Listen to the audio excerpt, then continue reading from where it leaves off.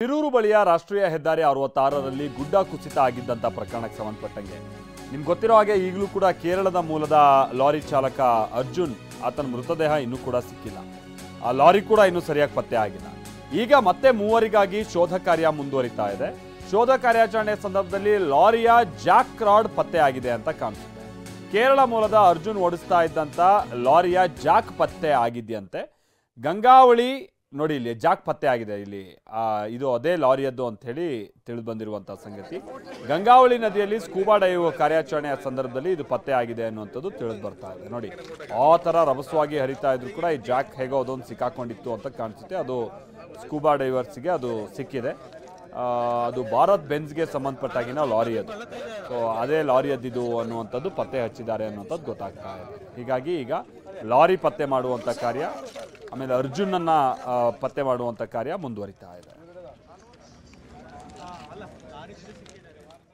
ನಮ್ದು ಆಮೇಲೆ ಮತ್ತೊಂದು ಆ ಟ್ಯಾಂಕರ್ ಲಾರಿದು ಡೋರಿಂದು ಒಂದು ಪೀಸ್ ಸಿಕ್ಕಿದೆ. ಅದು ಟ್ಯಾಂಕರ್ ಲಾರಿ ಇದೆ. ಇದು ಮಾತ್ರ ನಿಮ್ಮದು, ಇದು ನಮ್ದು. ಎರಡು ನನಗೆ ಕನ್ಫರ್ಮ್ ಆಗಿ ಹೇಳಕ್ಕಾಗತ್ತೆ, ಯಾಕಂದ್ರೆ ನಮ್ಮ ಹತ್ರ 6 ಲಾರಿ ಇದೆ. ನಮಗೆ ಯಾವ ಲಾರಿ ಪಾರ್ಟ್ಸ್ ನೋಡಿದ್ರು ಆರಾಮಾಗಿ ಹೇಳಕ್ಕಾಗತ್ತೆ ಇದು ಯಾವ ಲಾರಿಂದು ಯಾವ ಸೈಡಿಂದು ಎಲ್ಲ ಹೇಳಕ್ಕಾಗತ್ತೆ.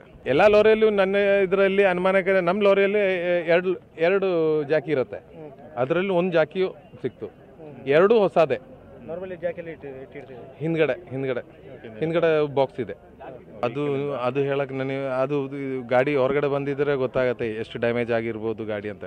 ಹೆಂಗಾದ್ರೂ ಒಳ್ಳೆ ಇಂಪ್ಯಾಕ್ಟ್ ಆಗಿರುತ್ತೆ ಅಲ್ಲ, ಕಲ್ಲೆಲ್ಲ ಬಿದ್ದಿದ್ರೆ. ಒಳಗಡೆ ಇರುವಂತ ಜಾಕ್ ಹೊರಗಡೆ ಬಂದಿದೆ ಅಂದ್ರೆ ಅದು ಒಂದು ಆಶ್ಚರ್ಯನೇ.